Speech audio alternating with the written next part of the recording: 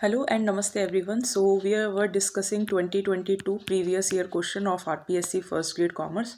चलिए स्टार्ट करते हैं। Question number 1 to question number 40 already हमने कर लिया है।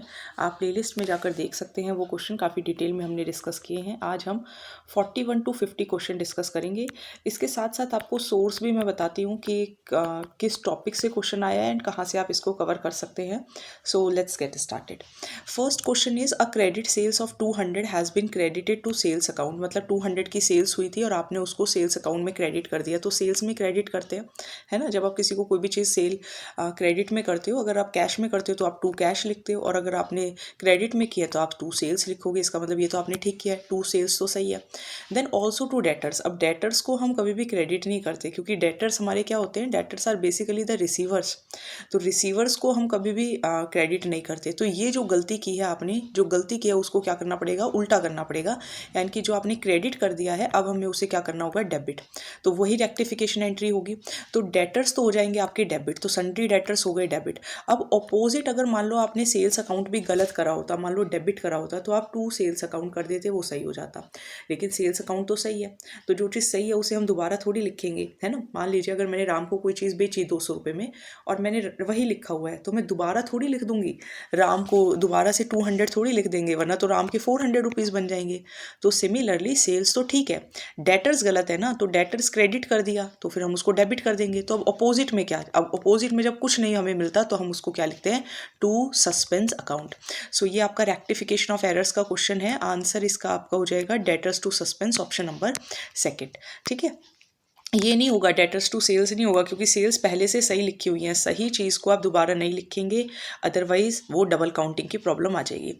ये आपका क्वेश्चन है rectification of errors, class 11th accounts का रेक्टिफिकेशन ऑफ एरर्स का ये क्वेश्चन है।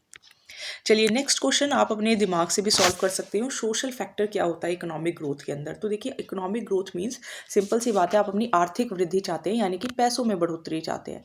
तो अगर आप अपनी आर्थिक वो चाहते हैं तो आप उसके लिए सोशल फैक्टर मीन्स सामाजिक तत्व कौन सा है। देखो, inflation is related to money, cost is related to money, price is related to money, caste is not related to money.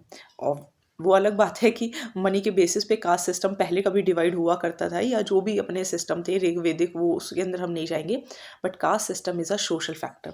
So social factor answer रहेगा। So option number first is the answer. चलिए, ये आपका question है Indian contract act 1872 का। ये आपका business law का question है, बेसिकली बिजनेस लॉ का क्वेश्चन है ये, कि कोई भी प्रॉमिस या काफ़ी सारे प्रोमिसेस हम एक दूसरे के से किसी कंसिडरेशन के लिए करते हैं। जैसे मान लीजिए मैंने कहा कि मैं आपको अपना फ़ोन दे दूंगी, उसके बदले में आपको मान लो 10,000 रुपये देने होंगे। तो हमने प्रॉमिस किया है और उसके बदले में एक दूसरे से कंसिडरेशन का हिंदी में क्या होता है, प्रतिफल भी हमने डिसाइड किया है कि आप मुझे ये चीज़ प्रोवाइड करेंगे। तो इसको हम क्या बोलते हैं, तो देखिए, अगर यहाँ पे प्लस में लॉ भी आ जाता, इन्फोर्सेबल बाय लॉ भी आ जाता, तो ये हो जाता कॉन्ट्रैक्ट। लेकिन अभी हमने सिर्फ प्रॉमिस किया है और हमने एक दूसरे से प्रतिफल मांगा है, यानी कि कंसिडरेशन मांगा है। So this is agreement. जब एग्रीमेंट के अंदर लॉ और ऐड हो जाता है, इन्फोर्सेबल बाय लॉ और आ जाता है, तो हम उसे कॉन्ट्रैक्ट बोलते हैं, राइट। तो जब मान लीजिए मैंने आपने मुझे बोला आप मुझे फ़ोन दे दीजिए, तो आपने प्रपोजल दिया, मैंने बोला कि ठीक है मैं आपको फ़ोन दे दूंगी और उसके बदले में आपको मुझे 10,000 रुपये देने होंगे। तो मैंने एक्सेप्ट कर लिया और हमने एक एग्रीमेंट डिसाइड कर लिया। तो ये एग्रीमेंट तक ही बात पहुंची है, इन्फोर्सेबल बाय लॉ नहीं है। अगर इन्फोर्सेबल बाय लॉ होता तो ये कॉन्ट्रैक्ट आता। चलिए, board of directors of a joint stock company is elected by, not selected by, it is elected by. तो देखो, एम्प्लॉयज़ तो करते नहीं है, जनरल पब्लिक का क्या ही मतलब है। गवर्नमेंट क्यों इलेक्ट करेगी भाई, जॉइंट स्टॉक कंपनी है, गवर्नमेंट बॉडीज़ क्यों इलेक्ट करेंगी। So answer would be share holders, अंशधारी जिन्होंने आपकी कंपनी के शेयर्स लिए हुए हैं, वो बोर्ड ऑफ डायरेक्टर्स को इलेक्ट करेंगे। क्वेश्चन नंबर 45 पर आ जाते हैं। सेल्फ अवेयरनेस, ये क्वेश्चन आपका अकाउंट्स का रहेगा, है ना। ये क्वेश्चन आपका किसका रहेगा, अकाउंट्स का रहेगा। ये आपका बिजनेस लॉ का क्वेश्चन है। ये क्वेश्चन आपका 12th accounts, shares, company, corporate accounts. चलिए, next question is self awareness, self regulation, motivation, empathy, social skills are the basic components of which type of intelligence. मुझे अपने बारे में अवेयरनेस है, मतलब स्वयं जागरूकता है, मैं अपने आप को रेगुलेट कर सकती हूँ, मुझे पता है कब उठना है, कब बैठना है, कब क्या करना है, तो मैं सेल्फ रेगुलेटेड हूँ, मुझे कोई और रेगुलेट नहीं कर रहा, यानी कि स्वनियमन है मैं मोटिवेटेड हूँ, प्रेरणा है। एम्पैथी मतलब किसी के प्रति मुझे सिर्फ सिंपैथी नहीं है, एम्पैथी भी है, मतलब मैं उसकी बात को समझती भी हूँ। सोशल स्किल्स है, सामाजिक कौशल है मेरे अंदर। तो ये सब क्या है? क्या ये कॉन्क्रीट इंटेलिजेंस है, फ्लूइड इंटेलिजेंस है, एब्स्ट्रैक्ट इंटेलिजेंस है, या इमोशनल इंटेलिजेंस है? So this is emotional intelligence, सांवेगिक वृद्धि। ठीक है, ये आपका एजुकेशनल साइकोलॉजी के क्वेश्चन है। These questions are of educational psychology. चलिए एक और एजुकेशनल साइकोलॉजी का ही क्वेश्चन आ गया। कंस्ट्रक्टिविज्म व्यू किसने दिया है लर्निंग कॉन्सेप्ट का? तो देखो दो ये पर्सन थे, डेवी एंड पियाजे, जिन्होंने कहा था कि कोई भी चीज़, अगर मान लीजिए फॉर एग्जांपल मुझे कुछ सीखना है या आपको मान लीजिए कॉमर्स सीखना है, तो आप उसको प्रैक्टिस करें और फिर अपनी नॉलेज खुद जनरेट करें। So that is constructivism view of learning, यानी कि आप अपनी अधिगम की ज्ञान रचनावाद अवधारणा, आपको अगर कुछ सीखना है सो यू अंडरस्टैंड इट, आप अपनी नॉलेज के बेसिस पे अपने कॉन्सेप्ट्स बनाएं। दैट इज डिवी एंड पियाजे। डिवी एंड पियाजे ने दिया था constructivism view of learning. HDI ये आपका क्वेश्चन रहेगा। देखो वैसे तो ये ज्योग्राफी के अंदर भी है, लेकिन ये यहाँ पे आपका इकोनॉमिक्स का क्वेश्चन है। इकोनॉमिक्स के अंदर HDI that is human development index, not human development India, not human development institute.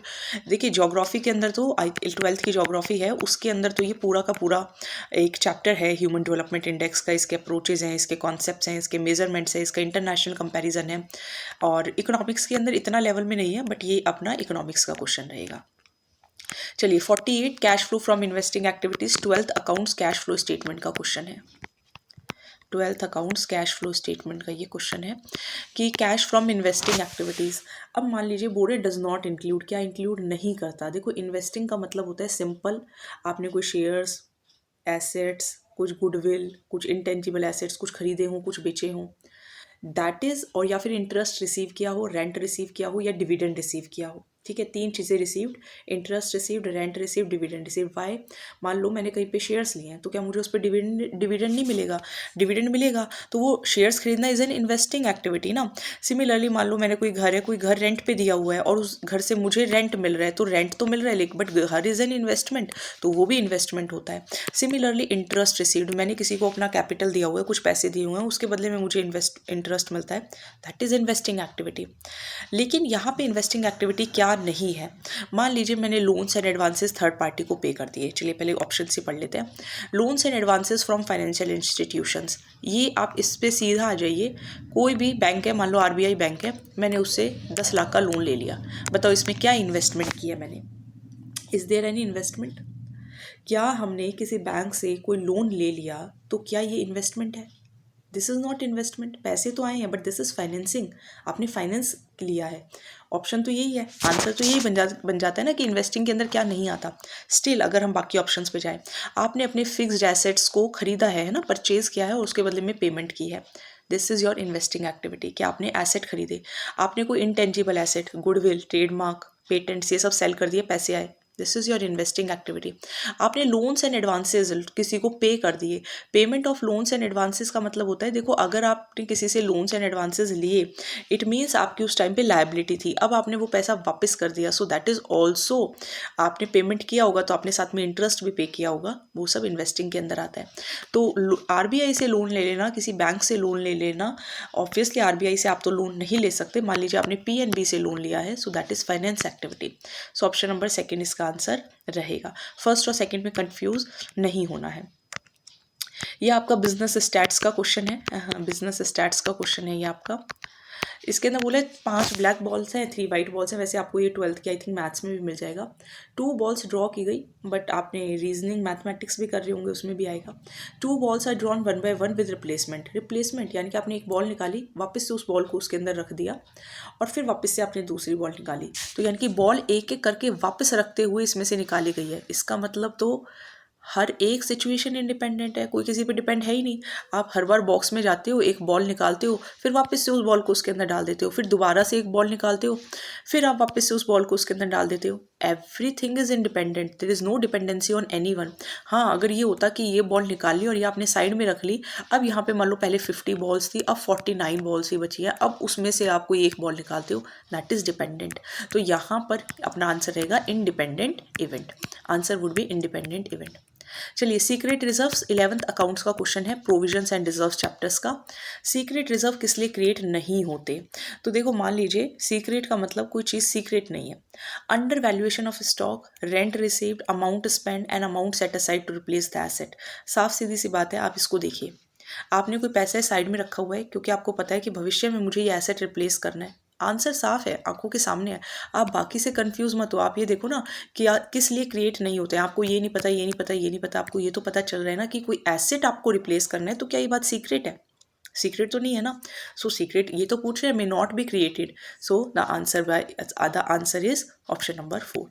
तो आज हमने 41 to 50 क्वेश्चन डिस्कस किए। मैं सिर्फ 10 क्वेश्चन से डिस्कस करती हूँ। आप अपने टॉपिक्स जो है वो करते रहिए, कवर करते रहिए, और आप यहाँ पे क्वेश्चन ज़रूर प्रैक्टिस करिए। आप खुद भी डाउनलोड कर सकते हो, आप वो भी सॉल्व कर सकते हो। मेरी कोशिश रहती है थोड़ा सा आपको सोर्स वगैरह भी बता दूँ। इसके बाद नेक्स्ट क्वेश्चन हम बाद में डिस्कस करेंगे। इंग्लिश के अंदर हम क्लास 9th की बुक कर रहे हैं, जिसके अंदर अपना इंटीग्रेशन ऑफ राजस्थान चल रहा है, और 1 लाइनर्स की भी वीडियो स्टार्ट की है हिंदी में, क्योंकि काफ़ी सारे एस्पिरेंट्स हैं जो कि कॉमर्स के हैं लेकिन वो हिंदी के अंदर राजस्थान जी के ज़्यादा पढ़ते हैं, तो फिर उनके लिए थोड़ा सा स्टार्ट किया है। तो वो भी आप देख सकते हैं, वो फ्री ऑफ कॉस्ट अवेलेबल है। कॉमर्स का कोर्स भी अवेलेबल है, अगर आप चाहें तो कॉमर्स का कोर्स भी ज्वाइन कर सकते हैं। और कोई डाउट हो तो कमेंट सेक्शन के अंदर लिखिएगा। So thank you.